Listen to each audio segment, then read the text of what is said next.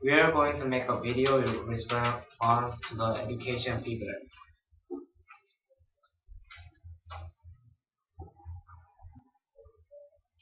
Education fever in Korea puts another girl's life in debt. Her friend here is here for the interview. And also her name is Jaemin and her name is Taewon. Taewon, do you know Jaemin a lot? Yes, she was my friend and once we went to same school in Hapong. What thing was unique about her?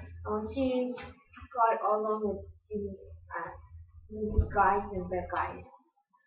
Is she good at studying? No, but she was in middle school. What about you? Are you good at it? Sort of. I went to Hapong every night until 1 o'clock, and I got in top 10 this year. Well, isn't it supposed to end in 10 o'clock? A lot of Hapong doesn't do that.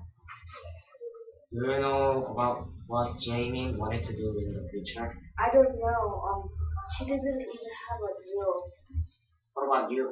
I want to be a composer, but I'm not sure about my parents. They want me to be major in management. Do you miss her? I miss her a lot. I want to come back, Jamin.